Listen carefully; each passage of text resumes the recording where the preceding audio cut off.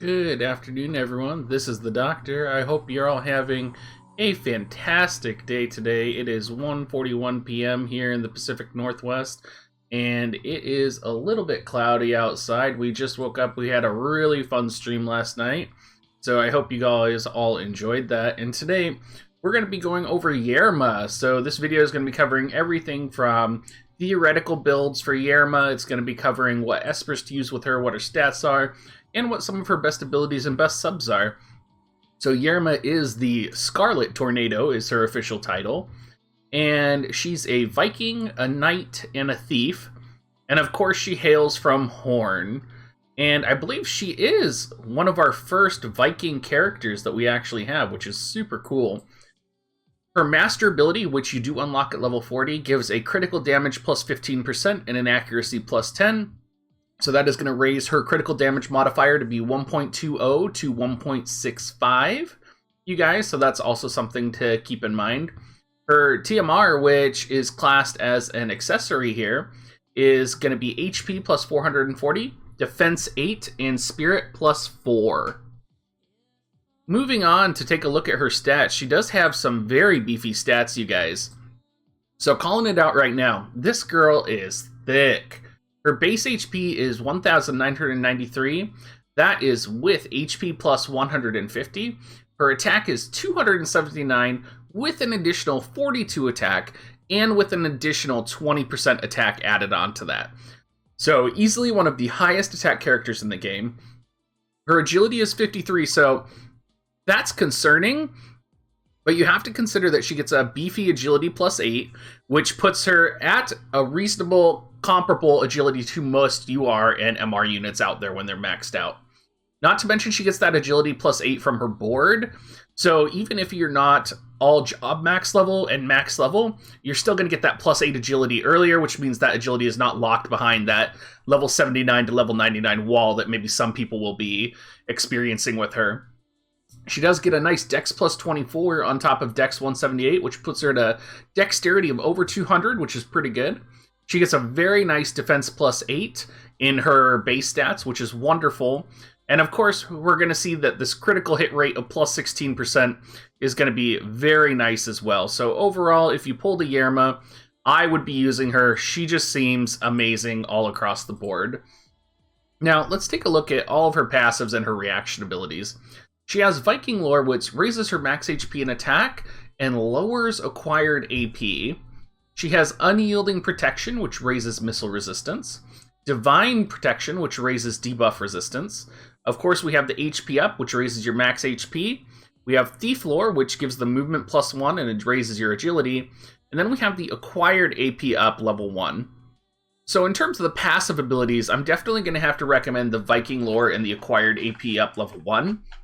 The questions that I would have, though, are what your starting AP is, and if you have enough to use her starting AP technique to essentially one-shot an enemy in PvP.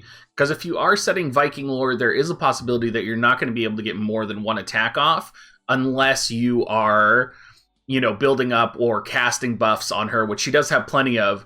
So there's really just that question of, are you going for like a glass cannon one-shot build and then you're going to charge in? Or are you thinking maybe more strategically? If you're thinking more strategically, you might want to go with actually acquired AP up instead of Viking Lore. But again, I think that raising max HP and attack is just too good to pass up here. For her reaction abilities, we have Quick Action, which chance to increase your agility significantly when you take damage. We have Sword Guard, which is a chance of damage reduction when taking damage. And now I believe, and I think I got this right this time from the comments before, sword damage can guard from magic damage and attack damage with a maximum damage reduction of 35%. Then we have Fighting Spirit, which is her Viking ability, which is a chance of recovering her own HP medium when taking damage, and chance of inflicting Berserk for 3 turns. So, I think it would be interesting to see someone to do a Berserk build with her. I really think that would be a fascinating build to see done. I think what you're more likely to see, though, is people either setting Sword Guard or Quick Action. Of course, Quick Action, that chance to increase that agility and substantially have an effect on your CT to be able to act first. I think you're going to see most of the guides recommending Quick Action to be set. I could see Though maybe if she's having trouble surviving or you want her to get in, setting Sword Guard. And again, a Berserk build with her focused around Fighting Spirit would be super interesting. But again, I'm not sure how well that would do. Let's talk about some of her abilities here. And we're going to look at Whole Body Blow. So it's a wind attribute element. Now, interestingly enough, her Whole Body Blow, which is one of her highest physical damage modifier techniques, actually has a charge time attached to it. So that's going to be a XL damage, 37 AP technique, and it can do 270% physical damage, which is insane. She's going to have Killer Axe, which is going to be, I would think Killer Axe would be like your Engelbert killer, right? It's AP 34, physical 205%, and then it's going to have Man Eater on it as well. It's also a 3-hit strike. It's very similar to the break techniques, if you've seen the break techniques from the Knight class, where it's the 3 squares in front of your character that they attack. She has Rebellious Spirit, which increases attack and defense up and then gives her evasion down. So again, maybe a way to generate more AP here and buff her up before you charge her in fully. Again, reflect on your passives and see kind of where you want to go with it. And then finally, she has what's on here called Large Throw, but what we've come to know in Global as Launch. Now, this ability is her bread and butter. It is like the Shuriken of ninjas. And it is 165 physical damage attack with 16 AP. To give you some perspective, Shuriken is 125% attack, and it is about 13 or 12 AP. So you're seeing a huge modifier here of a ranged medium attack damage. It is only 3 to 4... 3? I think that looks like 3 spaces on it. So it's not going to have the huge range that you need. But again, she's beefy enough, she'll probably be able to get in, and it's going to be her attack that is going to be the one you're going to be using the most. Now, part of the reason you're going to be using this the most is that it has a chance to cause critical damage to the target. So I could not find any information on what the critical chance percentage was on this, but we're just going to do a brief conversation and talk about Golden Axe as well, right? So Golden Axe came out with her event, and with the crit build of Golden Axe, it gives plus 18 critical hit on it. Count that in with her plus 16 base critical hit, you get a plus 34% critical hit chance. When you're using Large Throw, in addition, you get that critical chance modifier, whatever it is on there. And then, of course, you could build her for crit as well. So she does have that base 1.2 to 1.65 critical hit damage modifier instead of 1.05 to 1.50. Something to think about. I think building her for crit would probably be one of her most powerful combos here.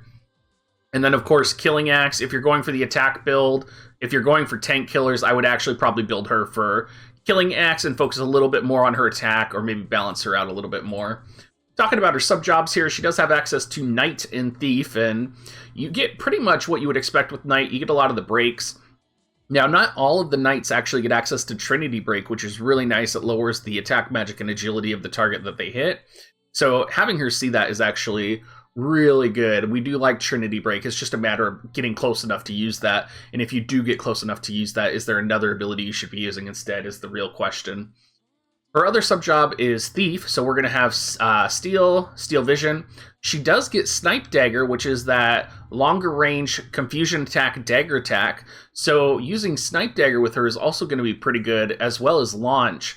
So you may find that you're going to be using Snipe Dagger a little bit. I would definitely be running with my sub as Thief. You also have Sneak Attack, which is a guaranteed critical hit when attacking from behind. You have Shadowcast, which raises your own evasion rate.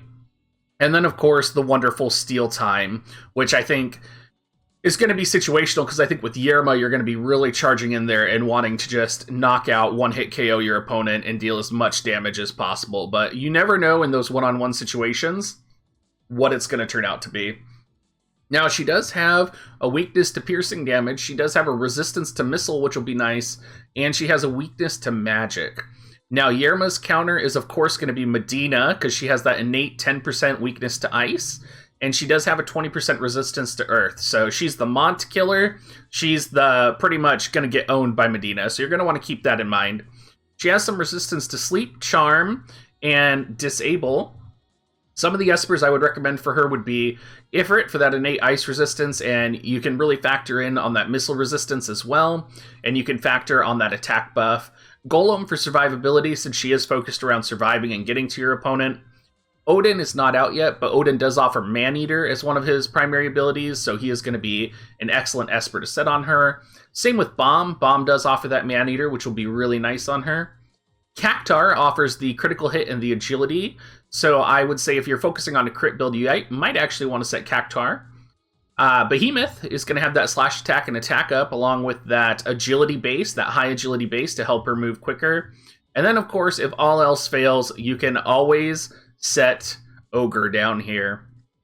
Now let's take a look at some of the theoretical builds I have going here.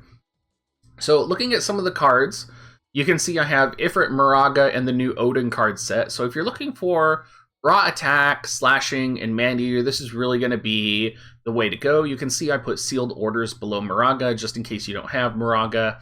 You have access to maybe sealed orders. You could put that on her as well for some slashing attack damage up. One of the cards that isn't out yet is Odin, but that should be coming any week now.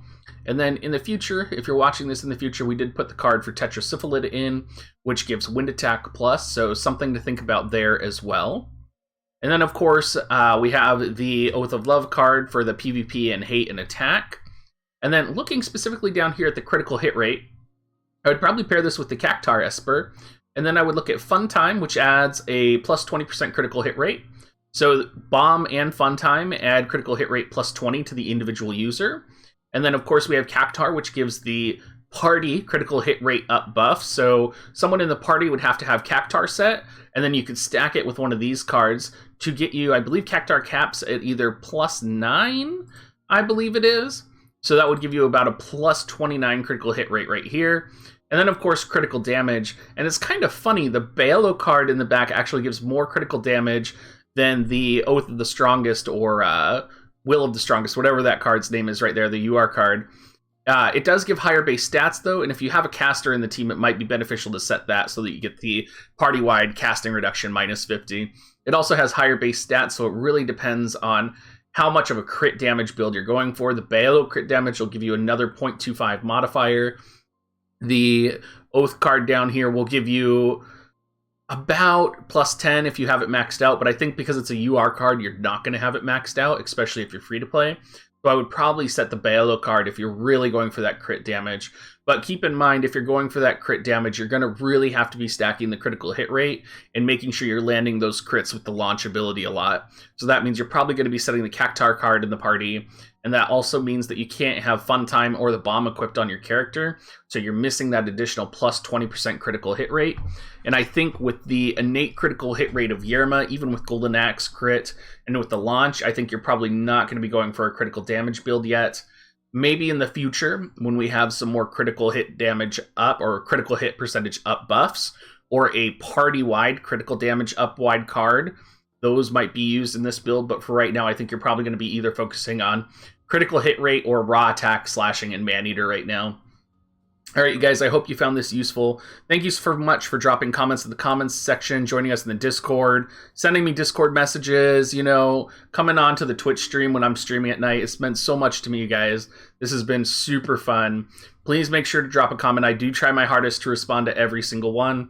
It might take me a while because there's a lot of them right now, but I do enjoy doing that. If you have any alternative bills for Yerma, or if you have any other information that you think might be prevalent that was missed, make sure you drop it down there as well. I will pin it if I think it's relevant and it's good. And I appreciate all of you guys leaving the feedback on how to make these videos better. Thank you so much, you guys, and I hope you have a good rest of your day.